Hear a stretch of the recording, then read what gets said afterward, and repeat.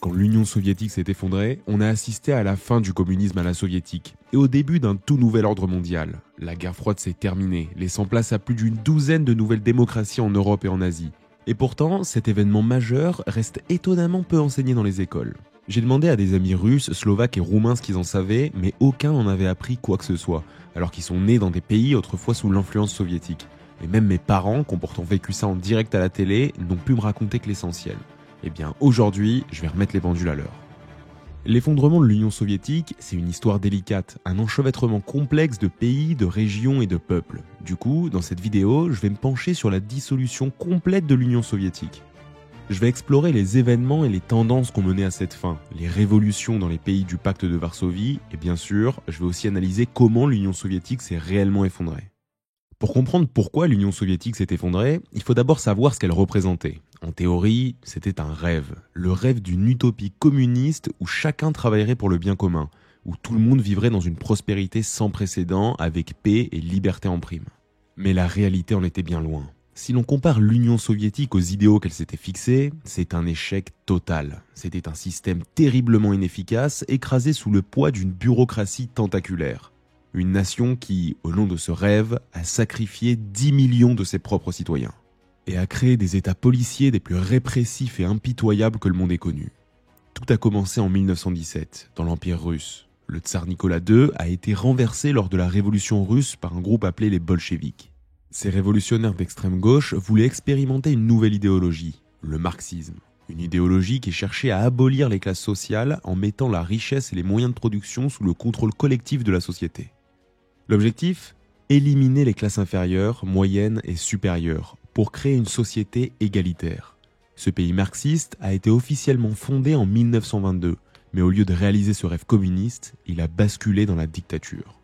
Sous Vladimir Lénine puis Joseph Staline, l'Union soviétique s'est progressivement transformée en un état policier implacable. Se suspecter de déloyauté pouvait être renvoyé dans des camps de travaux forcés, tout comme des personnes choisies au hasard sans lien avec leur loyauté. Les dirigeants qui allaient gouverner l'Union soviétique lors de son effondrement avaient grandi dans cette Union soviétique stalinienne et avaient eux-mêmes subi la cruauté de ce régime. Dans les années 1940, l'Union soviétique s'est retrouvée en guerre contre l'Allemagne. Pendant la Seconde Guerre mondiale, l'Union soviétique a conquis une grande partie de l'Europe de l'Est. Certaines zones ont été annexées directement, tandis que d'autres sont devenues des pays satellites.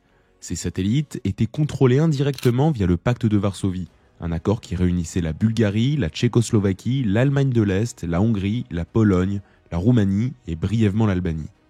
En résumé, ce pacte garantissait une assistance militaire entre ses membres en cas de conflit, favorisait une intégration économique et utilisait la menace d'invasion pour maintenir tous ces pays communistes et fidèles à l'Union soviétique. Après la Seconde Guerre mondiale, l'Union soviétique et les États-Unis se sont embarqués dans une guerre froide qui a littéralement scindé le monde en deux. D'un côté, les États-Unis capitalistes et leurs alliés, de l'autre, l'Union soviétique communiste et ses partenaires. Cette division était symbolisée par le rideau de fer, une frontière matérialisée par des murs et des clôtures qui coupaient l'Europe en deux. Quand Staline est mort, en 1953, les nouveaux dirigeants soviétiques ont choisi d'abandonner plusieurs des politiques les plus répressives. Et cela pour plusieurs raisons. La première raison était morale. Pour beaucoup, un système basé sur des camps de travail forcés, la peur permanente et l'abus de pouvoir étaient tout simplement inacceptables. La seconde était pragmatique. Un régime fondé sur la corruption, l'oppression et une loyauté forcée était loin d'être efficace. L'Union soviétique a donc libéré des prisonniers, démantelé plusieurs systèmes oppressifs et même renommé des lieux associés à Staline ou Lénine. Grâce à ces changements, la vie des gens s'est un peu améliorée. Le niveau de vie a progressé, les libertés individuelles se sont élargies et l'économie a gagné en efficacité. Mais pour beaucoup, ce n'était pas encore suffisant. L'URSS, ou Union des républiques socialistes soviétiques, était le nom officiel de l'Union soviétique. Dans les années 1950 et 1960, l'économie soviétique connaissait une croissance relativement solide. Mais dans les années 70 et 80, les choses ont commencé à stagner. La croissance ralentissait, les dirigeants refusaient le changement et certaines libertés récemment accordées étaient supprimées. Pendant ce temps, dans les sociétés capitalistes comme le Japon, l'Allemagne de l'Ouest ou les États-Unis, le niveau de vie s'améliorait rapidement. En revanche, dans l'Union soviétique et ses alliés, la vie des gens restait figée au même niveau qu'à la fin des années 60. C'est dans ce contexte de stagnation qu'un nouveau dirigeant a été élu en 1985 pour prendre la tête de l'Union soviétique, Mikhaïl Gorbatchev. Issu d'une nouvelle génération, il était le premier et dernier dirigeant soviétique à être né dans l'Union soviétique. À son arrivée au pouvoir, une chose était évidente. L'Union soviétique stagnait depuis bien trop longtemps. Et sans changement, tout le système risquait de s'effondrer progressivement. Sa priorité ? Remettre l'économie sur pied. L'économie de l'URSS reposait sur un système appelé économie planifiée. Dans ce modèle, le gouvernement central planifiait la plupart des activités économiques. La priorité allait à la production de machines et aux grands projets, tandis que les biens de consommation, l'innovation et la qualité étaient relégués au second plan. Mais cette économie était aussi terriblement inefficace. Le gouvernement fixait un objectif, puis y consacrait autant de ressources que nécessaire, peu importe le gaspillage, jusqu'à atteindre le résultat attendu. Ça voulait dire qu'un système inefficace recevait encore plus de ressources du gouvernement pour atteindre les objectifs fixés. En gros, moins un système fonctionnait bien, plus il coûtait cher. À cela s'ajoutaient des dépenses massives en armement, destinées à rivaliser avec les États-Unis pour le prestige d'être une superpuissance. Le gouvernement soviétique envoyait aussi des sommes considérables aux États clients pour soutenir leur économie, dans l'espoir de prouver au monde entier la supériorité du communisme. Cette dernière partie est essentielle. Les dirigeants soviétiques prenaient leurs décisions non pas sur la base du pragmatisme ou de ce qui fonctionnait réellement, mais en suivant une logique purement idéologique, peu importe si les politiques étaient efficaces ou non.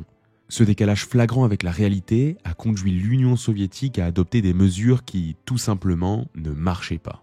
En conséquence, les soins de santé étaient médiocres, les logements souvent de mauvaise qualité et les régimes alimentaires bien moins variés.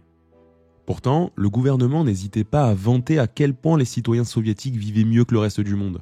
Mikhail Gorbatchev, dernier dirigeant de l'Union soviétique, a parfaitement résumé l'état de son économie.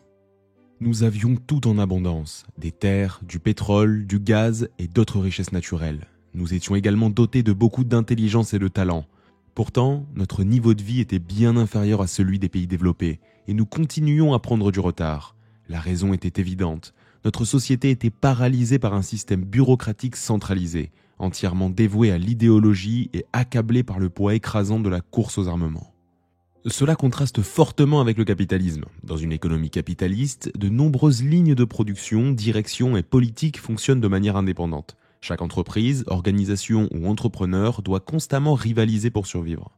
Si une entreprise prend du retard, elle finit par faire faillite, éliminant ainsi les acteurs les moins efficaces de l'économie. À condition qu'une économie capitaliste saine soit maintenue, Gorbatchev a pris conscience de l'état désastreux de l'Union soviétique et a compris qu'elle avait désespérément besoin de réformes. Son objectif était de raviver ce vieux rêve communiste, celui de travailler pour le bien commun, dans la prospérité, la liberté et la paix.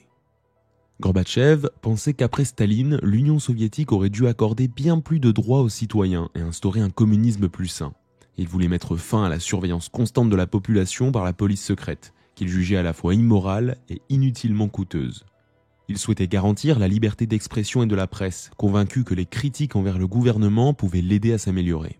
Enfin, il voulait desserrer l'étau du pouvoir centralisé, permettant aux dirigeants locaux de résoudre les problèmes sur le terrain, plus efficacement qu'un gouvernement éloigné à Moscou. Comme l'a résumé le ministre des Affaires étrangères de Gorbatchev en 1984, « Tout est pourri, il faut changer ».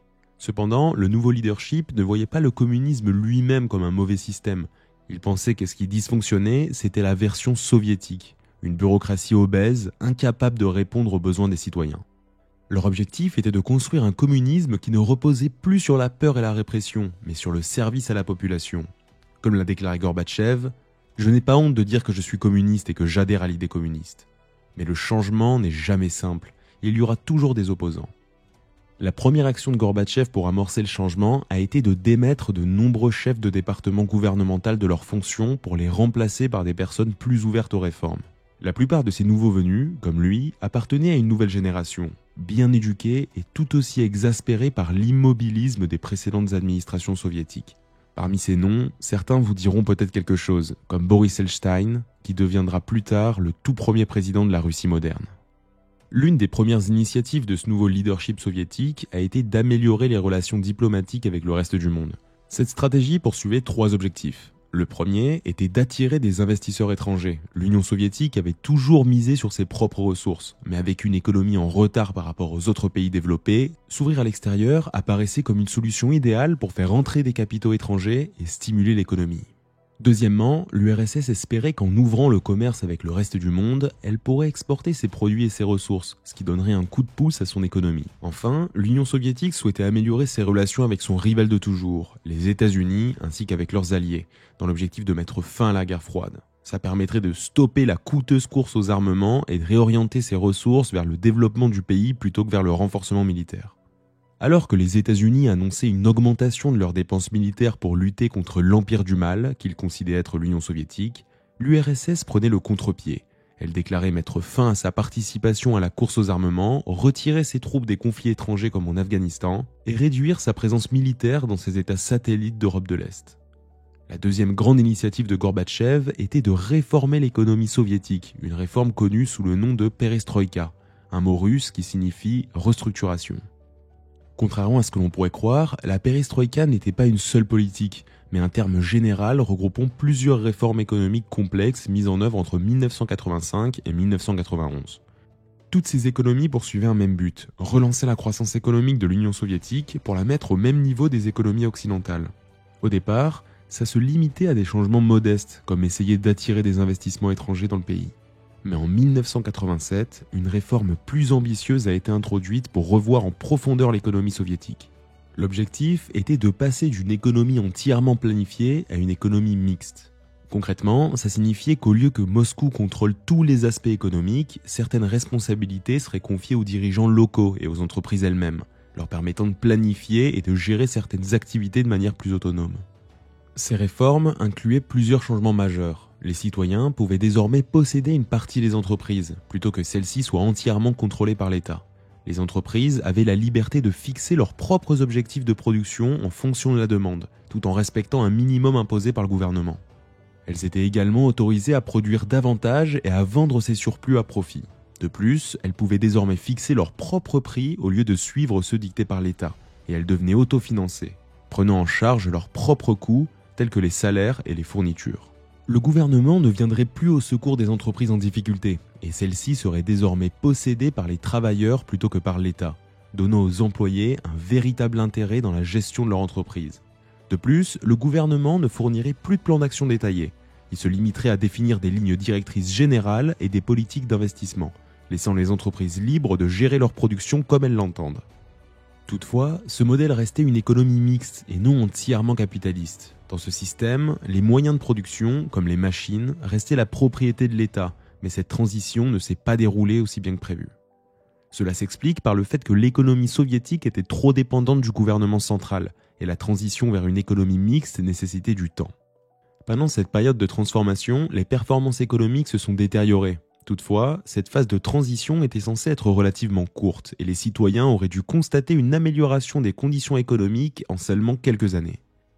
Mais ça n'a pas été le cas, et ce pour plusieurs raisons. La première était que le gouvernement soviétique ignorait à quel point son économie était mal gérée. En réalité, la commission de planification d'État ne disposait même pas d'un modèle opérationnel pour comprendre le fonctionnement de l'économie. En arrêtant de subventionner autant les entreprises en difficulté, celles-ci ont dû repenser leur fonctionnement, ce qui a entraîné une baisse de production et donc encore moins de produits disponibles pour la population. Ce qui a provoqué des pénuries obligeant le gouvernement à rationner les ressources. Résultat, c'est longues files d'attente dans les magasins, souvent associées aux économies communistes. La deuxième raison des problèmes économiques était la baisse des revenus fiscaux dus à la récession. Tandis que les dépenses publiques augmentaient, notamment pour des programmes comme les pensions, cette situation a creusé un énorme déficit budgétaire. Le gouvernement dépense 12% de plus que ce qu'il collectait en impôts. Ça a conduit le gouvernement au bord de la faillite. Tout ça aurait pu être évité si l'URSS avait transformé son économie rapidement. Une transition efficace aurait permis de créer une économie plus performante, capable de produire suffisamment de biens et de devenir compétitive.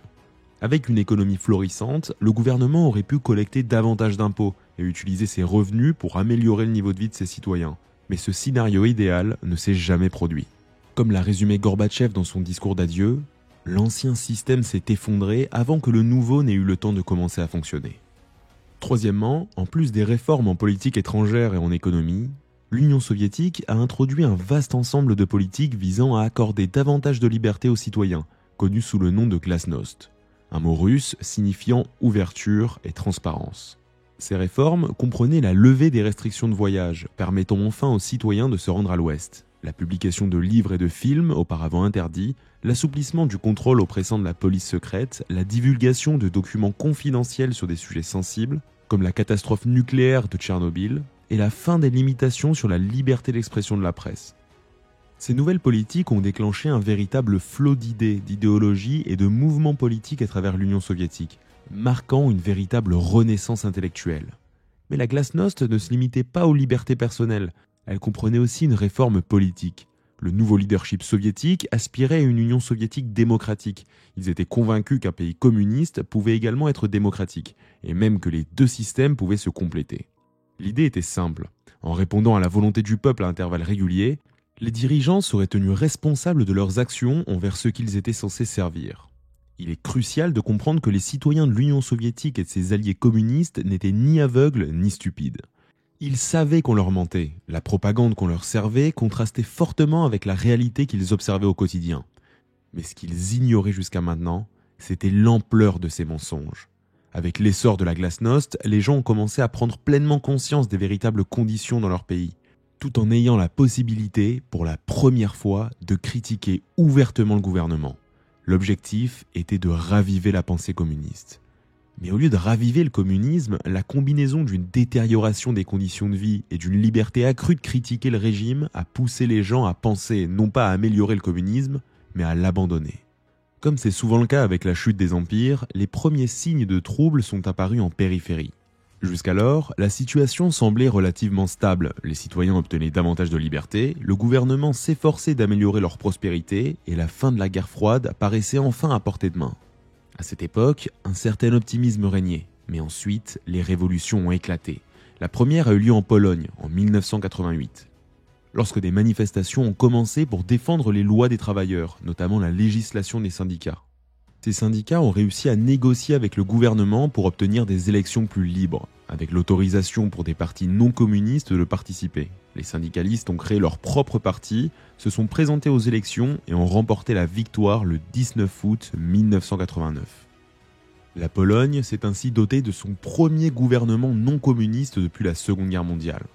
Et la réaction du gouvernement soviétique face à la révolution polonaise était en fait de ne rien faire. Et c'était pas la première fois qu'un État satellite soviétique traversait une révolution. En 1953, les soviétiques avaient écrasé la manifestation en Allemagne de l'Est. En 1956, la révolution hongroise avait été brutalement réprimée. Et en 1968, l'Union soviétique, avec 4 autres membres du pacte de Varsovie, avait envahi la Tchécoslovaquie pour freiner ses réformes libérales, comme l'introduction de la liberté d'expression. Mais cette fois, aucune troupe soviétique n'était envoyée. Et ça a donné à beaucoup matière à réflexion. Le pays suivant à tourner le dos au communisme fut la Hongrie, l'un des États communistes les plus libéraux depuis toujours. Les Hongrois avaient même une expression pour décrire leur situation. La Hongrie est la caserne la plus heureuse du bloc de l'Est. Bon, a priori, ça sonne mieux en hongrois. Le 15 mars 1989, des manifestations de masse ont convaincu le gouvernement hongrois d'entamer des négociations avec les nouveaux partis politiques qui émergeaient dans le pays. Ces discussions ont abouti à des réformes majeures comme la révision du code juridique, la création d'une cour constitutionnelle et l'autorisation d'élections libres. Ironiquement, plusieurs figures qui participaient à ces négociations en faveur de la démocratie à l'époque font aujourd'hui partie de ceux qui contribuent à l'érosion démocratique en Hongrie. Des élections générales se sont tenues en Hongrie le 24 mars 1990 et les forces soviétiques ont mis fin à leur occupation un an plus tard, le 19 juin. Comme en Pologne, l'Union soviétique n'a pris aucune mesure pour s'opposer ouvertement à ces changements. Pendant cette transition vers une société plus libre, le gouvernement hongrois a retiré la clôture frontalière avec l'Autriche, ouvrant ainsi une brèche dans le rideau de fer. Pour la première fois depuis des décennies, les citoyens pouvaient se déplacer relativement librement entre l'Est communiste et l'Ouest capitaliste. De nombreux habitants d'Allemagne de l'Est ont saisi cette opportunité pour traverser la frontière, rejoindre l'Autriche, puis continuer vers l'Allemagne de l'Ouest, où ils étaient accueillis comme des citoyens à part entière. L'Allemagne de l'Est, officiellement appelée République démocratique allemande, RDA, voyait d'un très mauvais œil les récents événements en Hongrie. Dans les années 1950, 3,5 millions de personnes avaient déjà fui vers l'Allemagne de l'Ouest. Pour enrayer cet exode, la RDA avait construit le mur de Berlin autour de Berlin-Ouest, contrôlé par l'Allemagne de l'Ouest. Mais avec cette nouvelle ouverture en Hongrie, de nombreuses personnes ont tenté de s'en servir pour fuir vers l'Ouest. En réponse, la RDA a fermé ses frontières avec ses voisins communistes, ce qui a déclenché des manifestations massives à travers le pays. Contrairement à la Hongrie et à la Pologne, les manifestants en Allemagne de l'Est étaient arrêtés et battus par leur propre gouvernement. Mais plus le régime réprimait, plus les foules grandissaient. La RDA comptait sur l'intervention des troupes soviétiques pour soutenir son gouvernement, mais ces renforts n'arrivèrent jamais. Finalement, pour calmer les protestataires, les frontières furent rouvertes et la RDA annonça que les citoyens pourraient bientôt se rendre directement à Berlin-Ouest, dans quelques mois. Cependant, lors de la conférence de presse destinée à expliquer cette nouvelle politique, le secrétaire de presse, dans un malheureux lapsus, déclara aux journalistes que la frontière s'ouvrait immédiatement. Mais les mots avaient été prononcés et les gens les avaient entendus. Très vite, les foules se sont massées au point de contrôle frontalier. Imaginez la confusion des gardes frontières, voyant des milliers de personnes arriver en exigeant de passer. N'ayant reçu aucune instruction claire de leurs supérieurs, les gardes ont fini par céder et ont ouvert les portes vers Berlin-Ouest. L'afflux était tel que des citoyens ont pris burin et marteau pour abattre le mur eux-mêmes. Ce sont donc les Allemands eux-mêmes qui ont démoli ce mur. Avec la chute du mur, le processus de réunification allemand s'est rapidement enclenché lorsque les deux gouvernements ont décidé que l'Allemagne sera unie. Des élections libres ont eu lieu en janvier 1990 et la réunification officielle a suivi le 3 octobre de la même année. Ensuite, c'est au tour de la Tchécoslovaquie, avec ce qu'on appelle la Révolution de velours. Ce pays, qui deviendra plus tard la République tchèque et la Slovaquie que nous connaissons aujourd'hui, a vu ce mouvement débuter par une manifestation étudiante le 17 novembre 1989. La manifestation étudiante a été réprimée par la police anti-émeute, mais comme souvent, plus la répression est brutale, plus les foules grossissent. Et ici, ce fut la même chose. En un jour, les manifestants étaient 200 000 et après 2 jours, un demi-million. Une semaine plus tard, le 24 novembre, la direction communiste a démissionné. Le 28 novembre, le gouvernement a annoncé la tenue d'élections libres et le retrait des fils barbelés de ses frontières.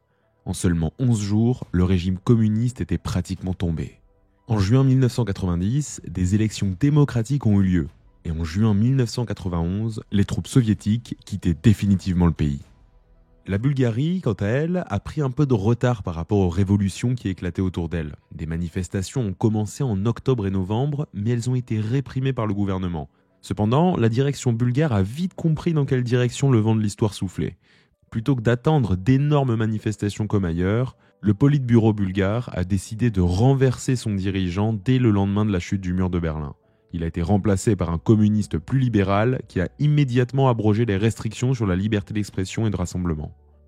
Mais au lieu d'empêcher d'autres manifestations, ce changement a déclenché la première grande mobilisation populaire le 17 novembre 1989 et conduit à la formation de divers mouvements anticommunistes.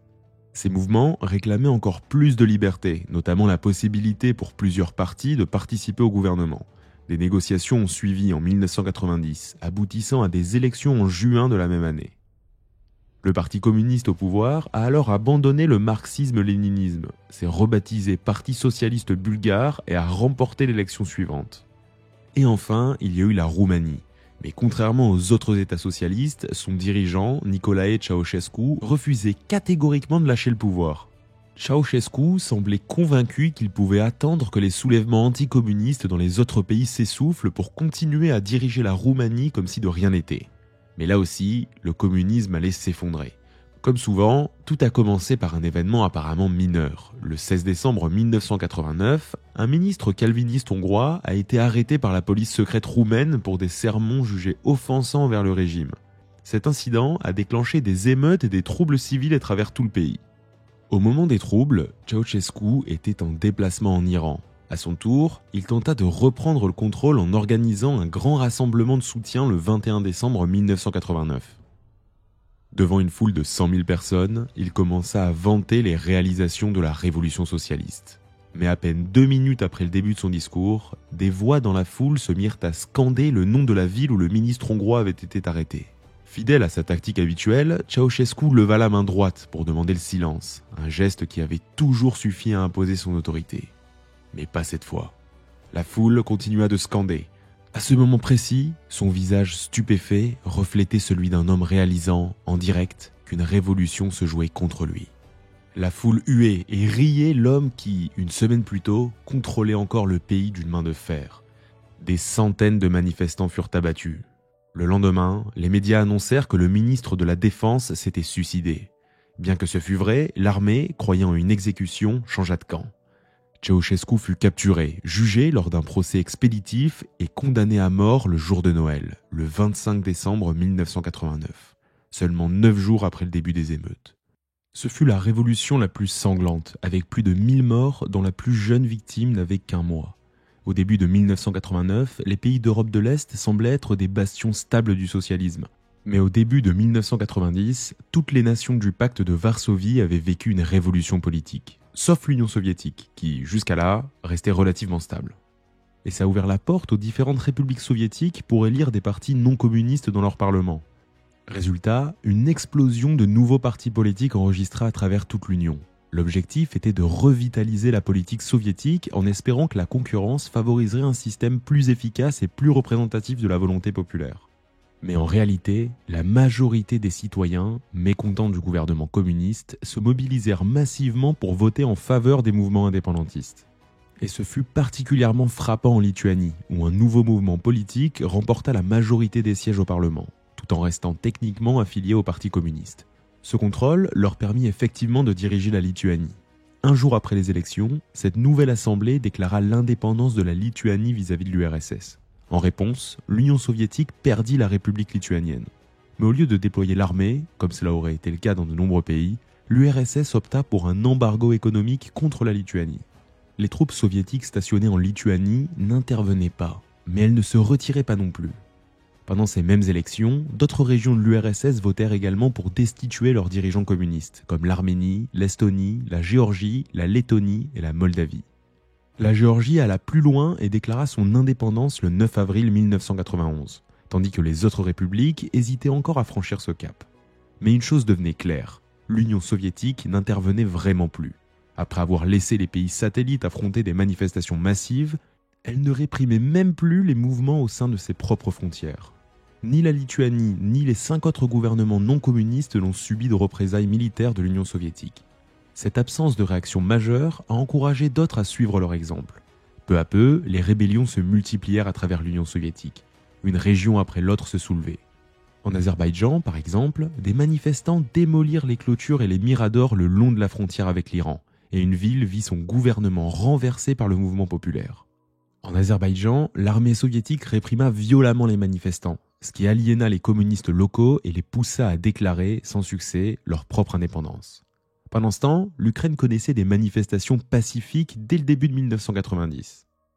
Le gouvernement ukrainien répondit en assouplissant certaines lois, comme la dépénalisation de certaines pratiques religieuses. Lors des élections, la population vota massivement pour de nouveaux partis démocratiques. Les tensions montèrent progressivement avec Moscou, alors que l'Ukraine rappelait ses soldats engagés dans les conflits soviétiques, déclarait sa souveraineté économique et affichait clairement son objectif d'indépendance, entre autres revendications. Bien que l'Ukraine ne soit pas encore officiellement indépendante, elle en prenait clairement le chemin. Pendant ce temps, au Tadjikistan, les manifestations dégénèrent en violence, avec des bâtiments gouvernementaux, des magasins et des entreprises incendiées, le tout dans un contexte de revendication pour des réformes économiques et politiques. Au Kirghizistan, des affrontements éclatèrent entre groupes nationalistes ethniques au sujet du partage des terres issues des anciennes fermes collectives, désormais privatisées, entraînant la mort de 300 personnes. Avec une Union soviétique de plus en plus fragmentée, le gouvernement central s'efforçait désespérément de maintenir le pays uni. Pour tenter de relancer l'Union soviétique et convaincre les citoyens et les gouvernements locaux qu'elle méritait d'être préservée, le gouvernement lança le programme des 500 jours. Ce plan ambitieux visait à jeter les bases d'une transition vers une économie de marché compétitive, similaire au capitalisme. Il prévoyait une privatisation massive des entreprises, la fin du contrôle des prix, l'intégration de l'Union soviétique à l'économie mondiale et un transfert accru de pouvoir du gouvernement centralisé vers les républiques locales. L'objectif était de revitaliser l'économie et de prouver que l'Union pouvait encore fonctionner dans un monde en mutation. La deuxième initiative visait à transformer radicalement l'Union soviétique en abandonnant la centralisation et l'oppression au profit d'une fédération. Dans ce nouveau modèle, chaque région bénéficierait de droits égaux et d'un poids équivalent dans les affaires nationales, tandis que chaque individu, quelle que soit son origine ethnique ou sa croyance, jouirait de droits égaux. L'idée était que cette fédération permettrait aux régions de se gouverner en grande partie de manière autonome, réduisant ainsi les aspirations à l'indépendance. Pour garantir que cette vision reflétait réellement la volonté populaire, l'Union soviétique décida de consulter ses citoyens en organisant un référendum national le 17 mars 1991. Le référendum posait la question suivante. Considérez-vous nécessaire de préserver l'union des républiques socialistes soviétiques sous la forme d'une fédération renouvelée de républiques souveraines égales, garantissant pleinement les droits et libertés de toutes les nationalités? Bien que certaines régions aient boycotté le vote, près de 150 millions de citoyens se rendirent aux urnes. Au total, plus de 75% votèrent en faveur de la transformation de l'Union soviétique en une fédération. Cependant, ce n'était pas le seul référendum organisé ce jour-là. Plusieurs régions ajoutèrent leurs propres questions, souvent liées à l'indépendance. En Russie, par exemple, une question demandait aux électeurs s'ils souhaitaient un président spécifiquement pour la République russe au sein de l'Union soviétique. Le peuple russe approuva cette idée, et en juin 1991, Boris Eltsine devint le premier président de la Russie. À ce moment-là, l'Union soviétique faisait face à un séparatisme grandissant et se préparait à transférer davantage de pouvoir aux régions. Cette transition devait être officialisée le 20 août avec la signature du nouveau traité de l'Union, qui transformerait l'Union des républiques socialistes soviétiques en l'Union des États souverains, dans l'espoir de maintenir une certaine unité nationale. Cependant, de nombreux responsables au sein du gouvernement, allant du ministre de la Défense au vice-président en passant par le chef de la police secrète soviétique, désapprouva cette idée. Refusant cette perte d'autorité, ils tentèrent un coup d'État pour rétablir l'unité de l'URSS sous un contrôle centralisé. Leur plan était clair, destituer Gorbatchev, restaurer un pouvoir centralisé à Moscou et utiliser la force militaire pour maintenir l'Union soviétique unie. Profitant de son absence, puisqu'il était en vacances, les militaires rebelles le placèrent en résidence surveillée sur son lieu de villégiature. Ils annoncèrent la fin de la presse libre et déployèrent l'armée pour prendre le contrôle des bâtiments gouvernementaux. Les auteurs du coup d'État s'attendaient à être largement soutenus, convaincus que la population les acclamerait comme les sauveurs de l'URSS. Et en effet, les gens sont sortis en masse, mais pas pour les raisons qu'ils espéraient. Au lieu de soutenir le coup d'État, les gens se mobilisèrent pour l'arrêter. Lorsque les chars avancèrent vers le Parlement russe, des citoyens, je dois dire extrêmement courageux, formèrent une barricade humaine, bloquant les chars qui ne pouvaient plus avancer sans écraser ceux dont ils espéraient le soutien. Le président Boris Eltsine se rendit au Parlement, rejoignit les manifestants pro-réforme, monta sur un char et prononça un discours fervent, condamnant le coup d'État. 2 jours plus tard, le 21 août, le coup d'État était un échec total, tout comme l'espoir de transformer l'URSS en une fédération renouvelée. Après le coup d'État, beaucoup de citoyens à travers l'Union soviétique réalisèrent que Moscou n'était plus capable de les gouverner efficacement et perdirent tout intérêt à préserver l'Union, sous quelque forme que ce soit. Ce fut la goutte de trop, le moment où le château de cartes s'effondre. Une à une, les régions commencèrent à déclarer leur indépendance. L'Estonie fut la première, proclamant son indépendance le 20 août, au 2e jour du coup d'État. La Lettonie suivit dès le lendemain, le 21 août, puis vint l'Ukraine, le 24 août. La Biélorussie, le 25 août, la Moldavie, le 27 août, le Kirghizistan, le 31 août et l'Ouzbékistan, le 1er septembre. Le Tadjikistan déclara son indépendance le 9 septembre, l'Arménie le 21 septembre, l'Azerbaïdjan le 18 octobre et le Turkménistan le 27 octobre. La Russie, pilier central de l'Union, fit de même le 12 décembre et le Kazakhstan le 16 décembre. Ces déclarations d'indépendance successives, parfois de régions aujourd'hui intégrées dans d'autres pays, laisseront l'Union soviétique réduite à presque rien. Il fut alors décidé que l'URSS devait être dissoute. L'Union soviétique fut officiellement déclarée morte le 26 décembre 1991, après 69 ans d'existence. Il n'y a eu ni grande cérémonie, ni parade, juste la fin de l'Empire. Gorbatchev prononça un discours dans lequel il exprima sa tristesse face à la chute de l'Union, sa frustration face aux erreurs du passé, mais aussi son espoir pour un avenir meilleur et plus libre pour le peuple. À la fin de ce discours, il annonça sa démission de son poste de secrétaire général. Gorbatchev possédait une qualité rare chez les dirigeants mondiaux. Il savait quand il était temps de s'arrêter. Les sondages réalisés après sa démission montrèrent que les citoyens soviétiques pensaient qu'il était temps pour lui de partir. Non pas parce qu'ils le considéraient comme un échec, mais parce qu'ils estimaient qu'il avait accompli sa mission. Sous sa direction, le joug de la dictature totalitaire avait été levé. Même si, dans beaucoup de ces pays, ce jour reviendrait malheureusement quelques années plus tard. Et c'est ainsi que prit fin l'Union soviétique. Si vous avez apprécié cette vidéo et souhaitez m'aider à toucher un public plus large, n'hésitez pas à liker et à la commenter. Chaque semaine, on analyse des situations géopolitiques, géographiques ou des faits historiques. Alors abonne-toi pour ne rien manquer. Tu peux aussi cliquer ici pour regarder notre dernière vidéo sur pourquoi il n'y a pas de pont entre la Russie et l'Alaska. C'était Monde Géographie, merci d'avoir regardé.